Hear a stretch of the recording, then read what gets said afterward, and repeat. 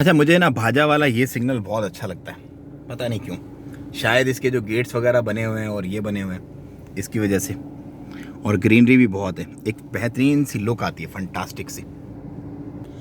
Signal तोड़ने पर Oman में आपको कैद भी किया जा सकता है 24 घंटे से 48 घंटे तक, और फ़ाइन तो है ही 50 रियाल पहली बार तोड़ने पे, और उसके बाद वो बढ़ता रहता है अगर आप दोबारा करते हैं। और आपके लाइसेंस पे पॉइंटिंग भी कर दी जाती है, मतलब आपको जो नंबरिंग वाला चक्कर है वो भी आपको फेस करना पड़ता है। सो आप सिग्नल भूल कर भी नहीं तोड़ सकते। अगर आप भूल जाएं तो भी याद करें और सिग्नल को ना तोड़ें, वरना बहुत प्रॉब्लम है। अच्छी बात यहाँ की ये है कि अगर आप खुदा ना खास्ता कोई भी ऑफेंस करते हैं तो पुलिस आपको कॉल करके बुलाती है और आपको वक्त देती है कि आप अपने जो फैमिली के मामलात हैं वो निपटा लें, सामान वामान दे के, और फिर इस वक्त थाने आ जाएं। ये एक बहुत अच्छी बात है।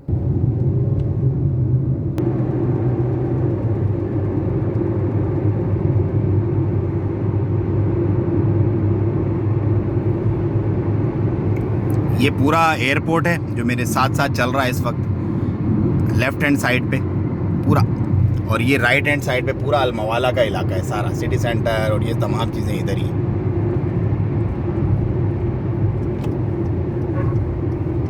ये सिटी सेंटर है और साथ ही इसके टैक्सी स्टैंड्स हैं,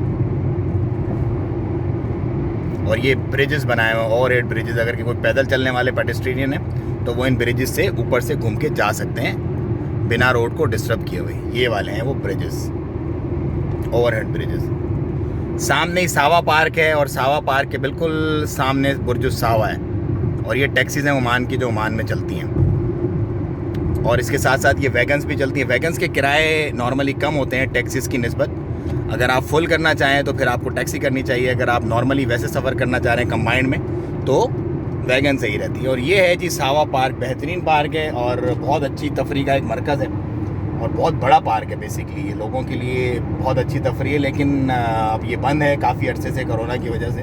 उम्मीद करते हैं इंशाल्लाह ये जल्द खुल जाए तो लोग दोबारा से महजूज हों। और ये है जी बुर्ज सावा। पहले इस पर सिग्नल्स नहीं थे, अब इस पर सिग्नल्स लगा दिए हैं, लेकिन सिग्नल्स नॉर्मली चलते नहीं हैं क्योंकि वीकेंड्स पे, तो स्पेशली क्योंकि इतना ज़्यादा ट्रैफिक नहीं होता वीकेंड्स पे। नॉर्मल डेज़ में सिग्नल्स को खोल दिया जाता है। ये रास्ता जा रहा है जी सुल्तान काबूस यूनिवर्सिटी की तरफ, यहाँ से ऐसे सीधा। और ये ओमान का टैक्सी स्टैंड भी है और बस स्टैंड भी है। यहाँ से आपको सलाला के लिए और हर जगह के लिए बसेस मिल जाती हैं, और ये टैक्सीज भी सारी खड़ी हुई हैं यहाँ पे। ये बिल्कुल सावा पार्क के और सावा बुर्ज सावा के बीच में है, और वो सामने सावा पार्क का गेट आपको नज़र आ रहा है, मरकज़ी दरवाज़ा है ये। तकरीबन 10 साल पहले जब मैं आया था तो मेरा घर भी यहीं था, सिटी सेंटर के बिल्कुल बैक साइड पे, मतलब वॉकिंग डिस्टेंस था, तकरीबन 100 मीटर मुझे लगते थे, और मैं पहुंच जाता था सिटी सेंटर। और ये है जी अमवाज की फैक्ट्री, जो एक अमवाज आपने परफ्यूम्स और सोप्स वगैरह देखी होंगी, ये उसकी फैक्ट्री है जो अभी आप देख रहे हैं इस वक्त। अब ज़रा सा आगे चल के आएगी fruit and vegetable market. Basically central market है फ्रूट एंड वेजिटेबल, ये सारे कंटेनर्स उसी के खड़े हुए जो आप देख रहे हैं। बहुत बड़ी मार्केट है ये फ्रूट और वेजिटेबल की, मस्कत की। आप ये कह लें कि पूरे ओमान की ही यहीं से तकरीबन ऑलमोस्ट सप्लाई होती है।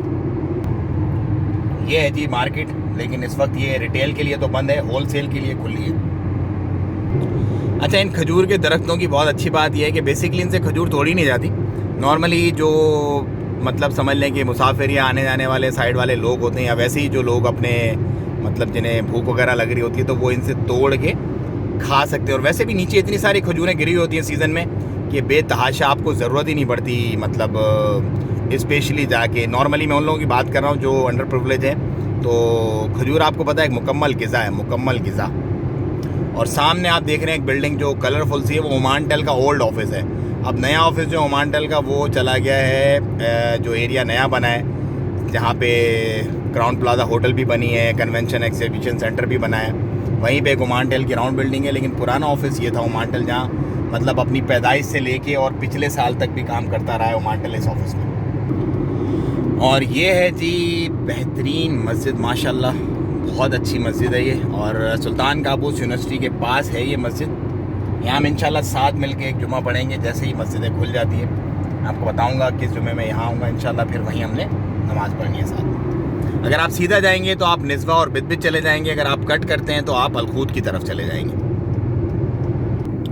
ये सामने जो आप अपार्टमेंट देख रहे हैं बेसिकली नए अपार्टमेंट बन रहे हैं यहाँ पे। रेंट्स काफ़ी कम है इस वक्त जो है वो, ओवरऑल आप मस्कत के कह लें और इस एरिया के स्पेशली, तो आपको अच्छा सा BHK जो है वो 200 तक मिल जाएगा यहाँ पे, बहुत बड़ा खुला BHK। और सामने ही वो सुल्तान काबूस यूनिवर्सिटी है उधर, और उसके बराबर में कॉम का एरिया है पूरा, नॉलेज ऑफिस का। मैं आपसे लेता हूँ इजाज़त, दुआओं में याद रखिएगा। अस्सलाम वालेकुम।